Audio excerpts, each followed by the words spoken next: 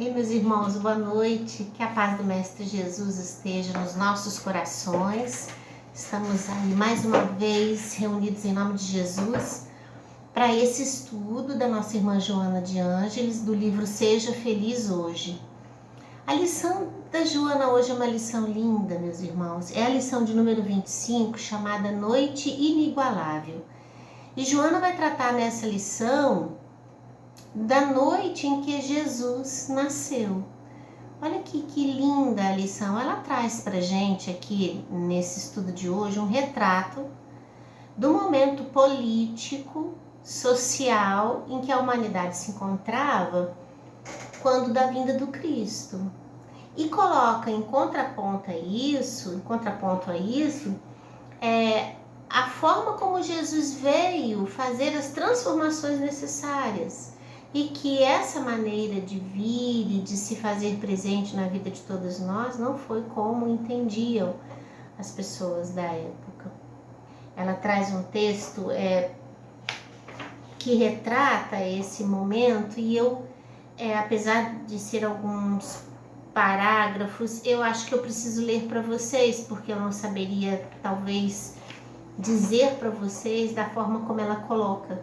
E é uma leitura linda, então eu aconselho vocês assim, nesse momento, se puderem, fechar os olhinhos, para ir ouvindo esses relatos da irmã Joana e tentando nos colocar nesse espaço-tempo, para a gente poder compreender a missão e a tarefa de Jesus na Terra. Ela começa a lição dizendo assim, então: sutil mudança ocorria nas paisagens terrestres, sempre marcadas pelos conflitos e desgraças de todo porte, que destroçavam as criaturas e as nações em interminas guerras de extermínio. O Império Romano estendera-se, impondo-se às nações que lhe padeciam a arbitrária dominação, pelas suas implacáveis legiões. O carro das matanças indiscriminadas avançava, sempre aumentando a estatística vergonhosa das vítimas que ficavam para trás. Na Europa, as legiões tentavam aniquilar os denominados bárbaros, insubmissos e acostumados à liberdade nas suas florestas e comunidades independentes.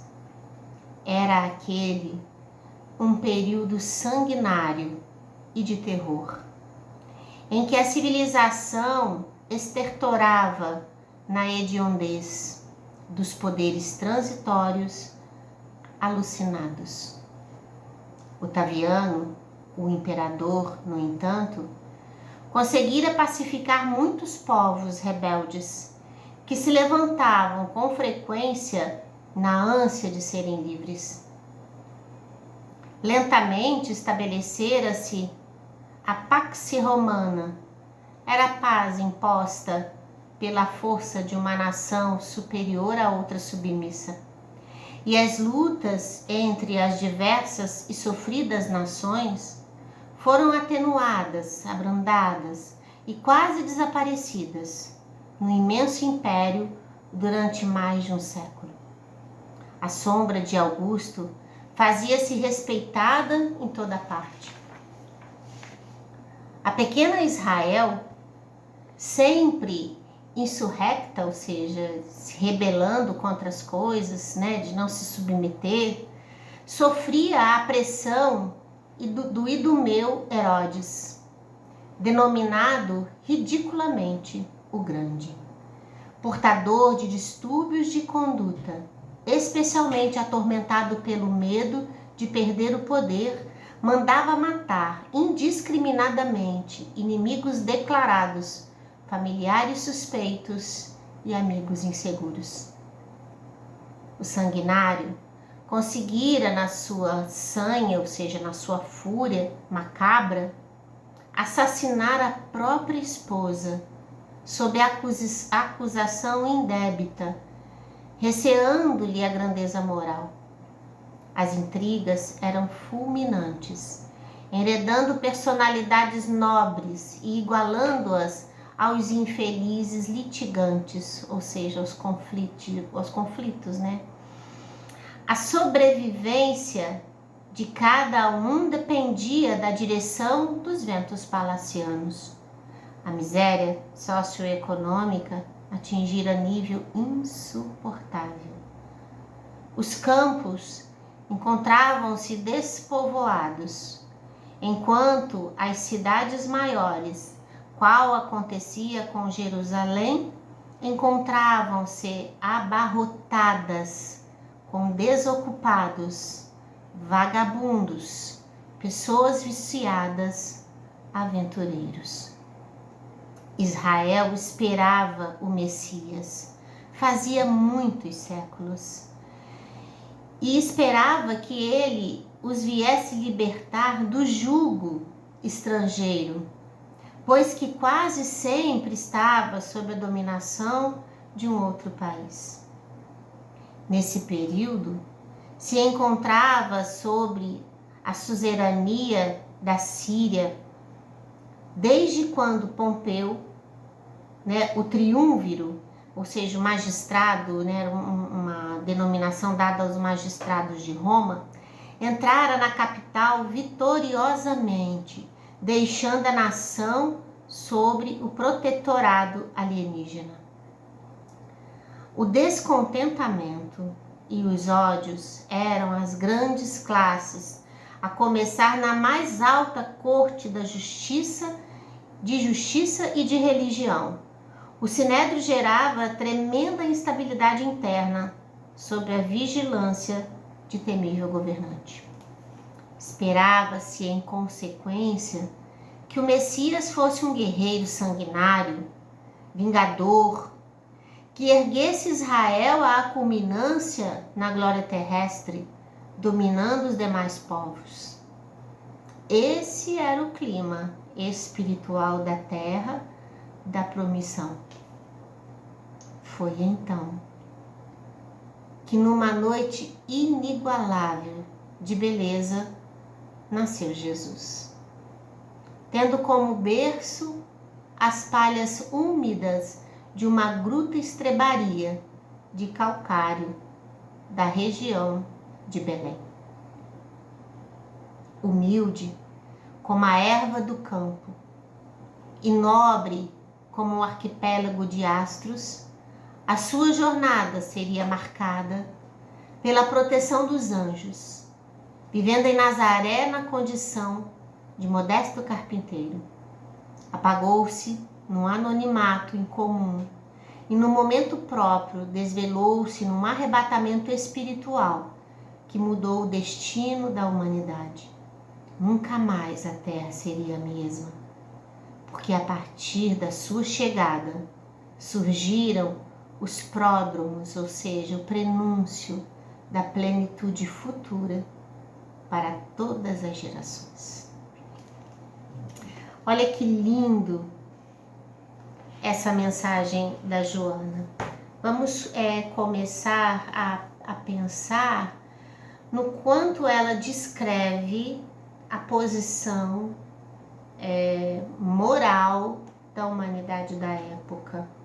Meus irmãos, imaginemos os conflitos de toda a ordem vividas ali, naquele contexto histórico e de evolução da humanidade.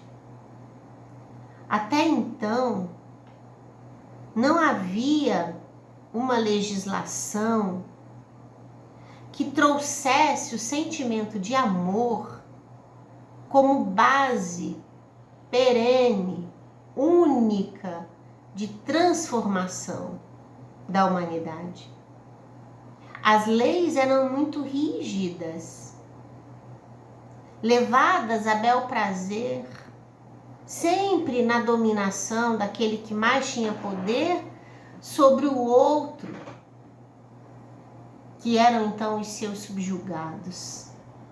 O senso de responsabilidade dos seus atos não existia. O comportamento ainda ele era extremamente vicioso e violento. As corrigendas, tidas ainda na base da lei, eram extremamente violentas.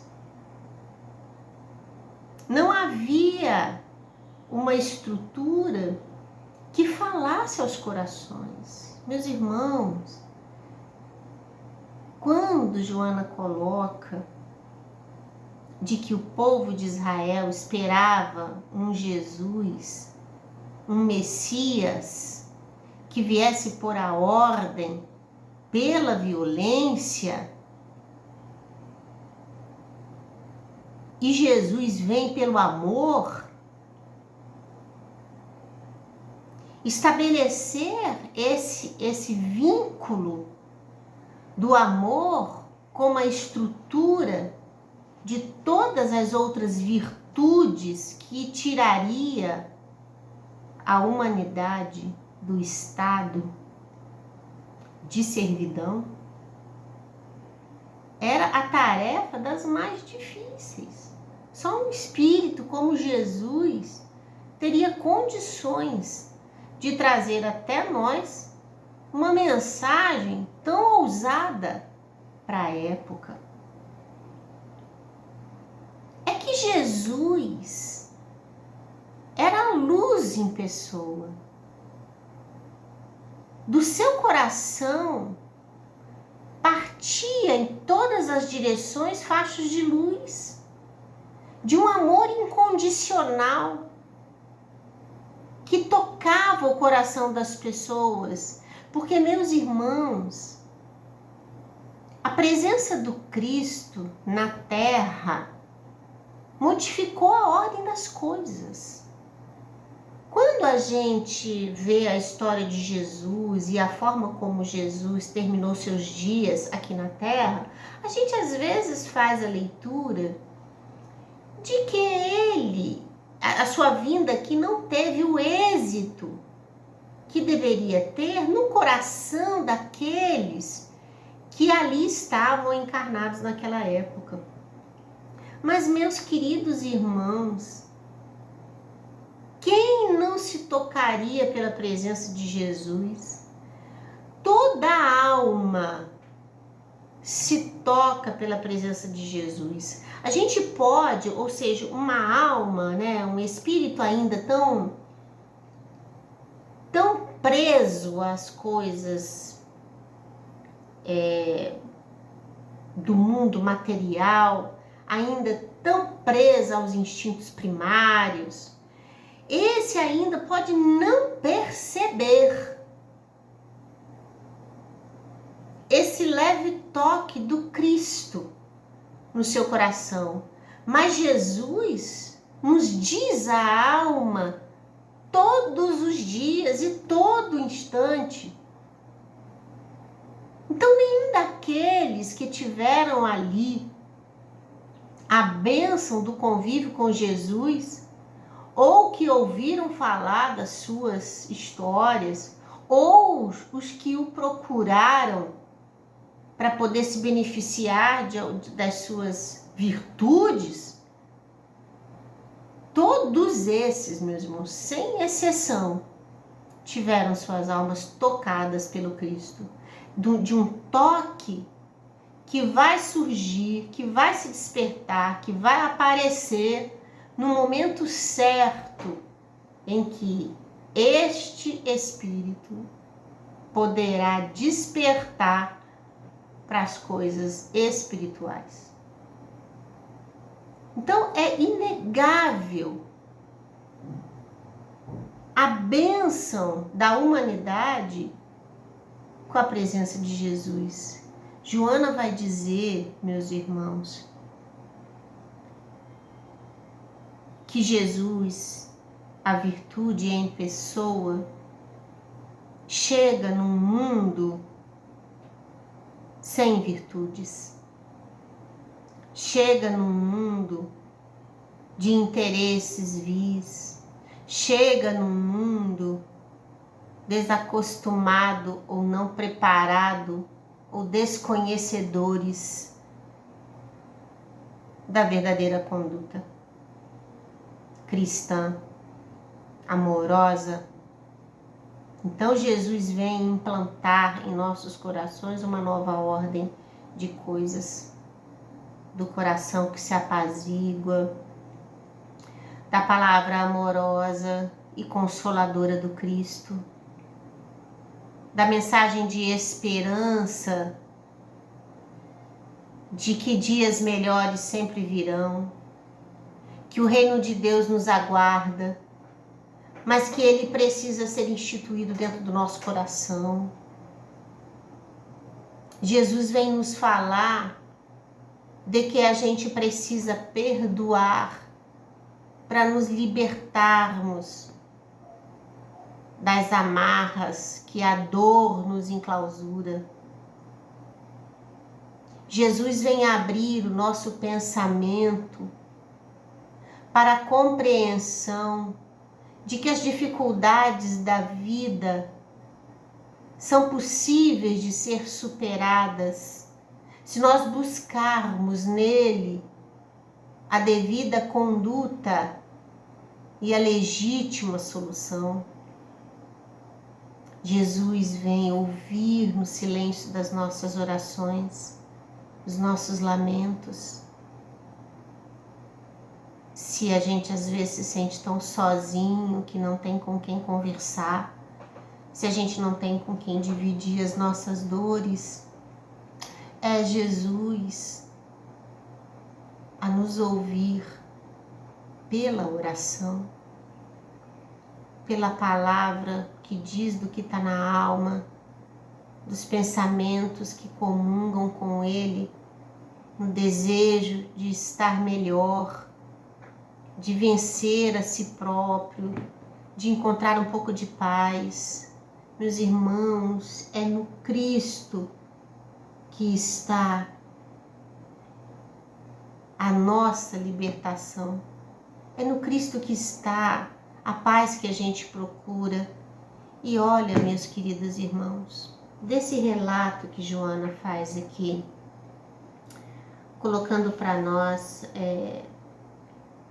esse estado de coisas, a gente vai entender que a humanidade já avançou muito, progrediu muito, né? Leis foram instituídas, regras morais, né? Jesus veio alavancar, né? Uma nova ordem de comportamento com base no amor e na caridade. Mas a gente percebe ao ouvir a narrativa da Joana que muitos desses embates de ordem social, né, de socioeconômica, política, que estavam instituídos na época do Cristo, ainda perduram, não com a mesma intensidade, não no mesmo teor, porque estão em processo, né, de transformação, de depuração. Então as coisas vão realmente melhorar, progredir, avançar, mas a gente percebe ainda o comportamento marcado pela vaidade, pelo orgulho, pela ambição. Então ainda a gente percebe povos subjugando outros, a sociedade ainda muito desigual, né? A ausência do afeto, da solidariedade. E a tarefa do Cristo, que veio entre nós numa imensa expressão de humildade e de amor, é nos convidar para essa conduta. É despertar os nossos corações para uma vivência próxima daquilo que ele exemplificou para nós. Porque se nós desejamos que a humanidade avance do ponto de vista moral e social, nós precisamos ver o nosso semelhante como o nosso irmão. A gente precisa se preocupar com o outro.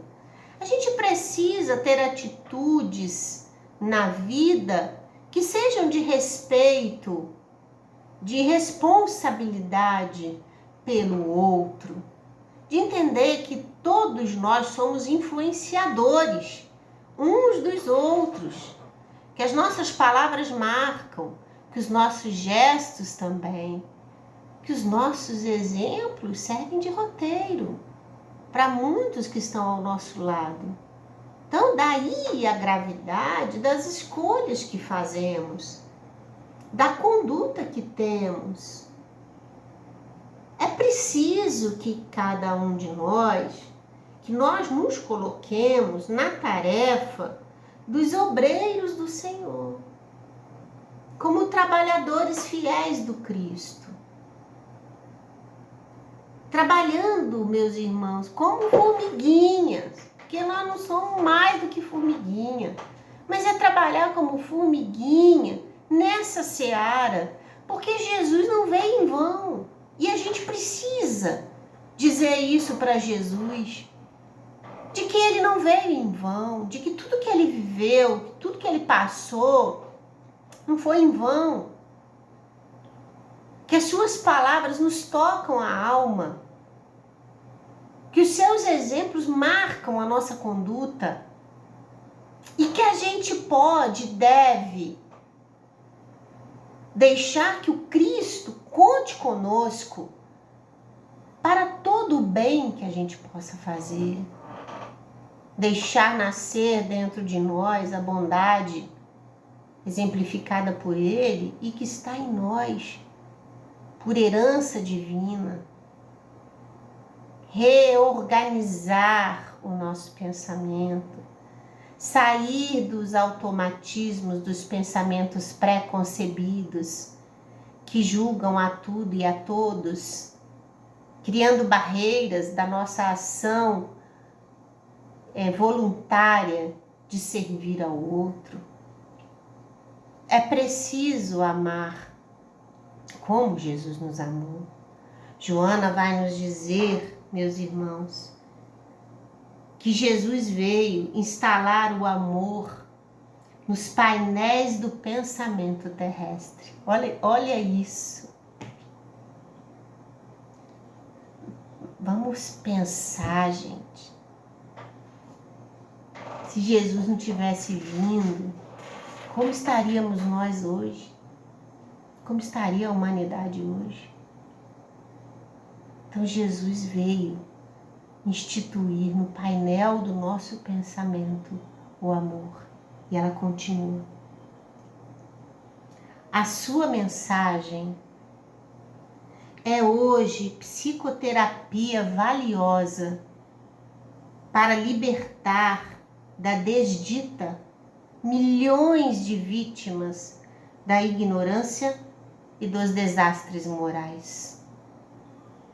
Certamente, Jesus sensibilizou milhões de existências na sucessão da história. Não o suficiente, porém, para que se conseguisse o primado da imortalidade e do bem. Entretanto, os alicerces por ele colocados permanecem aguardando a construção da verdade, que em breve reinará entre as criaturas. Então ela coloca aqui que Jesus é roteiro da cura dos nossos males. Meus irmãos, de todos os males. A gente não tem, às vezes, o alcance dessa dimensão. Mas é de todos os males. Desde aqueles que nos acometem o cotidiano, quanto as doenças físicas, porque elas têm sua matriz na alma, no espírito imortal, né? Então a gente precisa entender Jesus desta forma. E ela fala ali que Jesus tocou o coração de milhões, não o suficiente ainda para fazer o reino de Deus estar instituído entre nós. Mas é daquele toque que eu estava falando para vocês. Jesus toca o coração de todos nós. Planta a sua semente como o verdadeiro semeador de Deus. Mas daí a florescer, cada semente dessa é de cada um, mas a semente está lá. Foi tocado Então a gente precisa buscar dentro de nós as luzes do entendimento dessas verdades, da consolação que a gente precisa para as nossas dores, mas também da ação no bem de quem pode também consolar o outro que está ao nosso lado. E aí Joana termina essa lição dizendo assim, olha, é necessário esculpir na mente e no coração os exemplos de Jesus, que palpitam na psicosfera do planeta, aguardando oportunidade de dominar as vidas de modo a torná-las plenas. O que equivale dizer? Instalar o reino dos céus no mundo terrestre. Olha isso. Não é isso que ela está colocando aqui para nós? Quando ela fala necessário esculpir na mente, no coração, olha, meus irmãos, a palavra esculpir, ela é forte, porque Joana está dizendo das bases do alicerce, da construção que tem que se fazer dentro de nós. Ela vai citar ali o período de Natal, onde nós comemoramos o nascimento de Jesus, porque ela está falando da noite inigualável do nascimento de Jesus. E aqui na Terra, nós comemoramos em 25 de dezembro, não é? Ela coloca que é uma data em que as famílias se reúnem para pensar no Cristo, para sentir o Cristo. Mas ela faz uma advertência que a gente precisa conceber o Cristo nas suas virtudes e que elas possam externar na nossa vivência de Natal esse elo de ligação nossa com Ele. Pela oração verdadeira, sentida, elevada ao Mestre. Ou pelo consentimento nosso de tê-lo entrando em nosso lar e fazendo da nossa casa sua verdadeira morada. Pela necessidade que nós temos de, unidos nesse pensamento de confraternização, de amor, do senso familiar, que nós possamos nos unir, mas que o pensamento nosso seja amplo, que não seja restrito, que não seja um pensamento materializado nos interesses puramente materiais de uma comemoração natalina, mas que a gente possa de novo, voltar de novo para dentro de nós e buscar esse Cristo que palpita no nosso coração, porque está na nossa consciência toda a lei de Deus. E é em Jesus que nós devemos buscar os exemplos que a gente precisa. Que Deus possa abençoar vocês, que Deus possa iluminá-los e ampará-los sempre. Peço desculpa, essa lição hoje deve talvez chegar um pouquinho mais tarde para vocês. Dificuldades que eu enfrentei hoje aí para poder fazer a nossa gravação. Que o Mestre os ampare, os ilumine até semana que vem. Semana que vem vou dar para vocês o nome do nosso próximo livro, tá bom? Fiquem em paz, meus irmãos. Muita alegria. E que Jesus esteja com todos nós.